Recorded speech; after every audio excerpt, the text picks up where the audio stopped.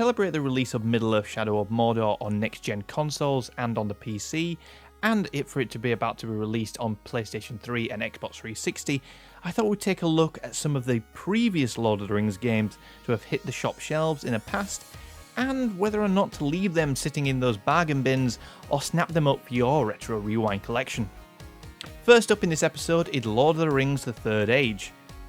The Lord of the Rings: The Third Age was released in November 2004 on GameCube, PlayStation 2 and the original Xbox. It was met with positive to average reception upon release. Averaging score was around about 7.5 out of 10. The story of The Third Age was not regarded as one of the most shining points by many of the video game reviewers. However, the fact that the story was not one of the most creative elements may have been due to the publisher and developer EA Games only owning the rights to the movie trilogy of The Lord of the Rings, not the books, which was obtained by Syria Entertainment from the Tolkien Enterprises. So the only choice available to the creators was something tied to the movies in order to prevent a lawsuit. The game's combat system was by and large very similar to Final Fantasy X's conditional turn-based system, where players have turns in which they can attack. It also has a featured level-up system much akin to Final Fantasy X too. Once again, some reviewers thought this was unoriginal, while others welcomed the combat system with open arms. Either way, the game experienced good success during the holiday season of 2004. The plot of The Third Age involves Bertholf, a captain of the Citadel of Gondor, who is travelling to Rivendell to find Boromir, one of the 9 members of the Fellowship of the Ring. On his way to Rivendell, he is attacked by a group of ring wraiths and is almost killed, but is rescued by the female elf named Edriel, the servant of Galadriel. Your quest leads you to following the Fellowship across Middle-earth, gathering companions willing to help you, including many of the film's main characters who assist you in key events. An interesting point for all you hardcore Tolkien linguistics out there, in the game there is actually an error of pronunciation. The word Dundane is said in a way that it rhymes with the word pain, where it should be said as Dundine, rhyming with the word dine, as Tolkien writes in one of his appendices. Overall, The Third Age actually holds its own as one of the best video games of the Lord of the Rings franchise, if you're willing to look past the rather uninspiring story. Personally, I'm going to add this one to the Retro Rewind collection.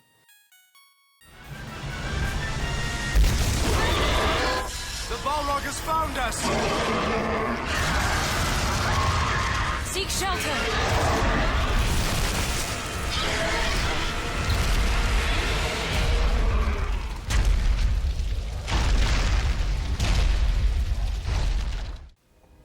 Right guys, in this second part of the Retro Rewind, we're going to take you through some of the actual gameplay of The Lord of the Rings: The Third Age, so you'll be seeing me play it directly. So let's have a quick look at the stats of the characters. As you can see, we've got 2 characters here who have actually leveled up in a previous encounter. We've got Hadhod, who's leveled up, so let's click on him. As you can see here, it's very similar to a lot of other RPGs.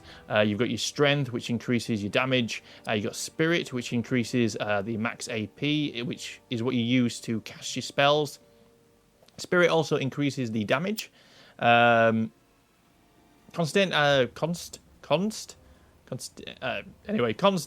it's short for, I'm not entirely sure. Greatly increases characters' max health points and increases defense against spirit power attacks. And speed makes you basically how often you can attack, possibly before your opponent as well. So Hadhod here could actually attack twice before the opponent actually even gets a chance to. He actually has got quite low speed, so he doesn't attack very often. And dexterity, which increases the percentage chance of striking an enemy with both melee and ranged weapons.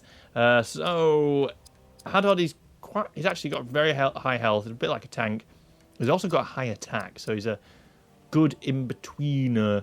We'll go with putting it on strength for the time being. Yeah, we'll confirm that. Yeah, 1. So Edriel here is actually my sort of healer for this game. As you can see, I've actually increased her spirit quite high, which makes her much more useful and makes her health spells much more effective. And also her speed is quite high as well, which basically means that quite often she'll be able to heal much more. She can have more of a chance of a turn to be able to heal my other players. So let's bang that on speed as well for her. So put that on there. And everybody else, we've got Bertholf, who hasn't leveled up, and Elagast, who has not either. So let's just come out of here. We've also got Equip, which shows your equipment. And we'll go to Hadhard. Oh, he's actually got a new equipment. So, but first off, this is a bit of a weird sort of setup because it's a bit confusing. These are each slot that it has for each piece of item, I can't even speak, for every piece of equipment, obviously such as helmet, shoulder pads, so on and so forth. Initially, this can be a bit of a pain to find out where your new gear is. Just literally just click on the new equipment. I'll show you what's new to this character. We've got Cracked Elfstone of Fire Protection. Let's bang that on him there. And basically, you can go through all your characters and equip all the gear if need be. You got items if you need to use items, such as health potions if your character's a little bit hurt after a fight. We've also got skills as well, which is a little bit more interesting. Here, every time you use a particular category of ability, such as Axecraft, which is basically some of his more powerful melee attacks. So if we click on here, we'll see the bit of the tree where we're going down. I've gone down from Dwarven Cleave, Goblin Bane, Cleaving Wound, and then we've unlocked Crippling Smash. And basically I can choose between these three. If I want to keep continuing the tree down, I could choose Stone Hewer or Mountain Rage. Which one would probably be the best? If Hew Armor's half done. Attacks are low as they are. Maybe not go for that. Powerful axe, creating a damaging spirit attack. Let's go for Mountain Rage, a melee attack that allows Hadhard to strike twice. So we click on that, he'll start learning that. So I need to actually do this ability 35 times to actually unlock the next one. So to unlock Mountain Strike, I need to do it 35 times, basically. Spirit powers, we've got Mountain Shield. Yeah, we'll stick with that. Mountain Shield on that one. And passive skills is very, very useful, actually. It improves Hadhard's ability to dodge enemy attacks. That's quite good, actually. While in perfect mode, Hadhard's attacks will always be given criticals. That's good. As much as that is good, I do want to continue this tree down to start unlocking some of these lower abilities. So we're going to go with this armor. So once we've unlocked that, his armor will be increased. And perfect mode. Basically, perfect mode is like once you've got enough points or filled the perfect bar, you can use it, and basically all the abilities are really strong. So that's quite good. So we'll keep that on there as well. Edriel. I think I did this earlier, so this is pretty much straightforward. Same again, very similar abilities. So next one is going to be Uruk-hai Bane, which I clicked specifically because I do know later on we're going to start seeing a lot of Uruk-hai. I played this game and completed it before, so I want that to be unlocked, ready for that time to come along, which isn't far away, actually. Elagast. Yeah, again, much more of a long-range character. You can pick off a lot of enemies which are in the distance, because sometimes the game will put you in a scenario where there's goblins at the back, and your melee characters can't hit them. So this is where Elagast comes in and can actually pick them off one by one. So, yeah, cool. And that takes you through that. So let's carry on down through here. If you've ever played Pokemon, you'll sort of get this a little bit. When you go through the grass in Pokemon, it'll just suddenly... you'll get attacked by a wild Pokemon, and then it'll put you into combat mode. Very similar, actually, with the Lord of the Rings of the Third Age. At a random point, you will actually be attacked, even though you can't actually see them when you're walking around. I wasn't a big fan of turn-based strategies. In fact, to a point, I'm actually still not. But this game really captures a certain essence to the game. I haven't ever really been a massive Final Fantasy fan. Big shock horror. But this game just seemed to pull me in. Whether or not it was the IP of being Lord of the Rings, I don't know. But it certainly is extremely enjoyable. So anyway, here we are in full combat. They've actually got a sage in the centre there. And what else have they got? They've got two sort of goblin knights who are dual wielding, which are a pain because they give out a lot of damage. That sage is also going to be a pain because he attacks quite often, twice as much as the other two will. So I think we might take out the knights to either side of him and leave the sage to last. Mainly because the sage's attacks are powerful, but I think the knights do them a little bit more powerful, if that makes sense at all. Here we are with Hadon anyway. So go to Axecraft, and we're going to go Goblin Bane, which basically goblins we're fighting. This is going to be super effective against them. So we're going to go for the left one here. Hopefully don't miss. There we go. Oh, nice attack there. 1,575. Nice attacks. Had hard back. There's the Sage doing Endurance of Undun. Whatever that's done, let's buff them in some way. So, Edriel, let's go with Spirit. Let's go with the Loud Water Fury. As you can see here, I'm kind of flicking through. This is just your general attack, default attack, base attack. No special effect on it at all. Got your Swordcraft, which is, as you can see at the top, it'll say, oh no, my camera's covering it, I do apologise. It says powerful melee attack. This one is the melee attack that lowers the strength of a foe. Spirit powers, we've got Gift of Elrond, Gift of Elrond, which is partially heal one party member. Loud Water Fury, call a water spirit attack. Now, even though I'm using Edriel as a healer, her spirit is very high because I've chosen it to be that way. And this is actually an attack. So even though her melee powers, melee attack isn't very strong, this will be. So this will actually hurt them quite a lot. Haste of the Elves, which will increase the ally rate of attack. Drain inspiration, drain the action points from the foe. That's what AP stands for. Action points from the foe. And then Gift of Galadriel, which I've just unlocked, which restores greater health to an ally, which is really useful, especially when you're going up against a bit of a boss. So, yeah, so I said we're going to go for the Loud Water Fury. So, yeah, let's go for the one on the left again. Get this guy out. There he goes. And now we're here with Bertholf. Kind of my old rounder Bertholf is, again, very high attack, fairly high health, and actually hasn't got bad speed either, if I remember correctly. So his leadership skills here are quite actually useful. Increases attack damage of all the party.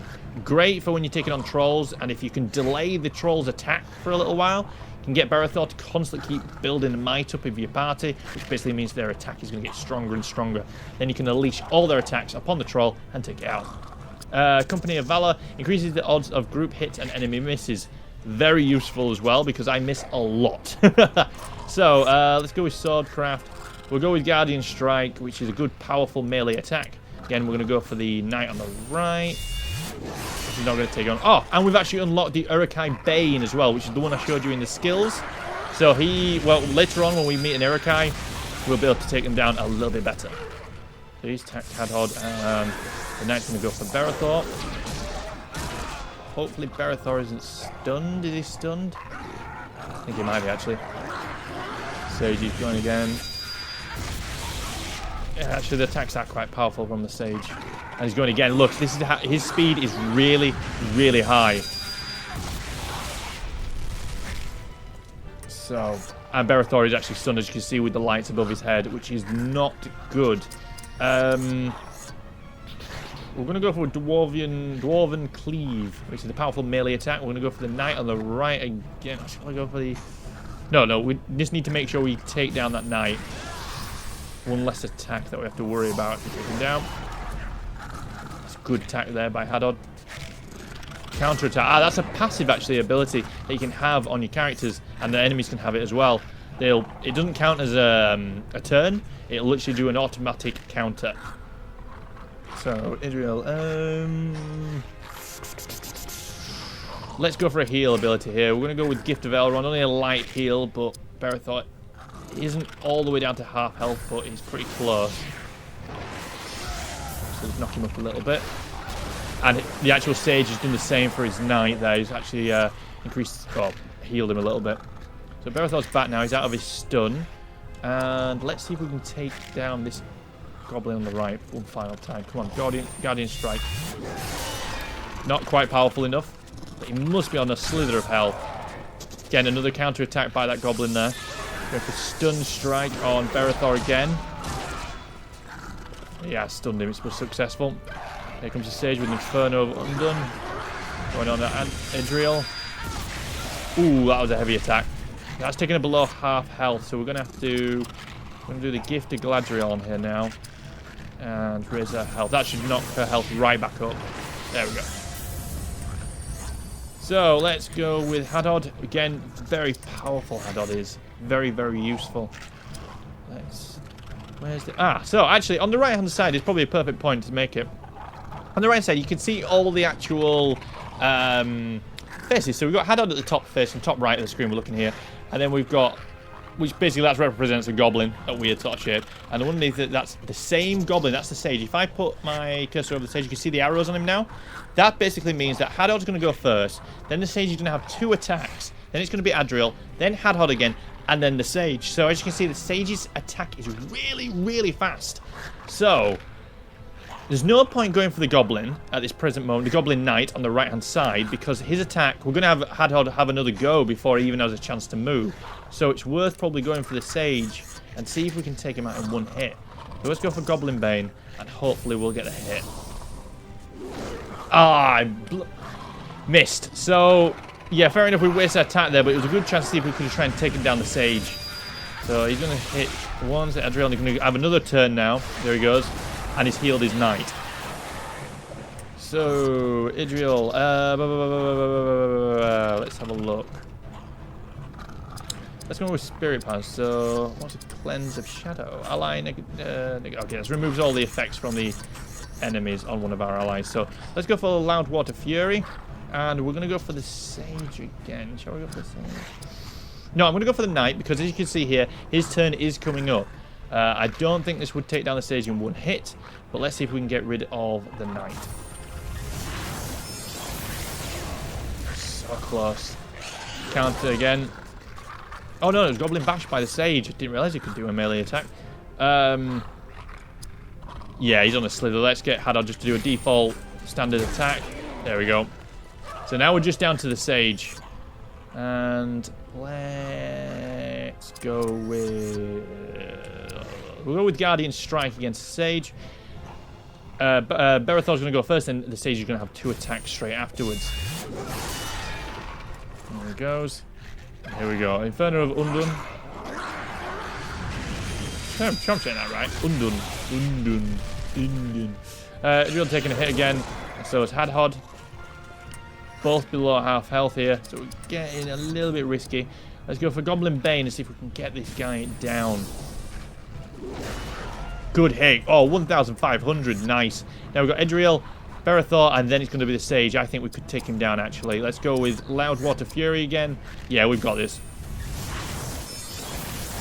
Bang! And he's down. A little bit of a flare there by Edriel. And basically, this is when we receive our experience from the fight. And Berthol's leveled up, and so has Elagast. We didn't actually use Elagast at all in that fight.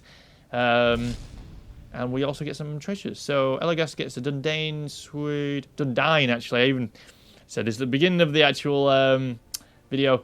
It's pronounced Dundine, not Dundane.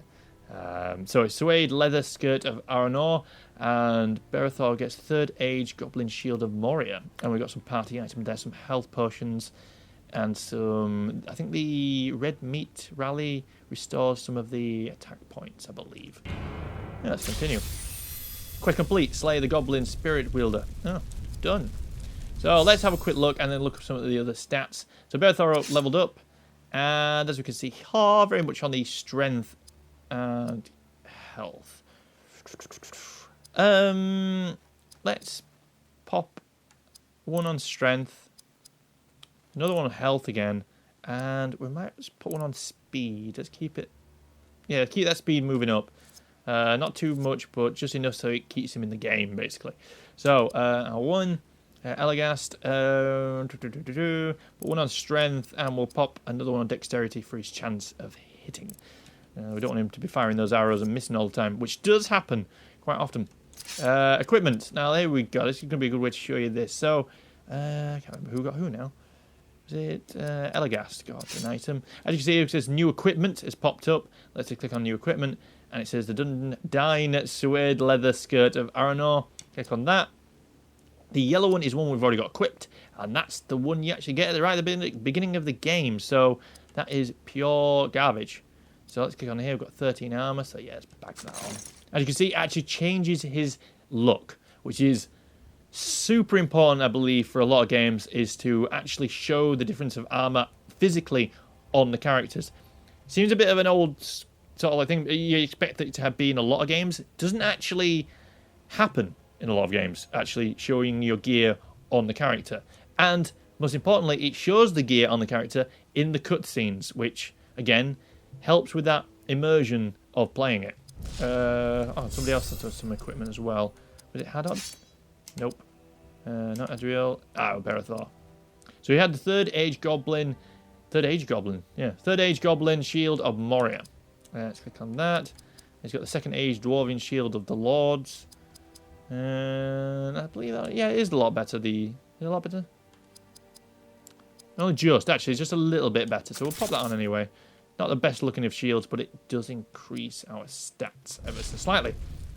That's been another episode of the Retro Rewind. Sorry if I've waffled on at this last section of it. Thank you so much for watching. Don't forget to check out our website, which is www.AlwaysGamesTV.com. And it's a brand new website, so check out that over there and see what you think. Hopefully you'll like it. I like it.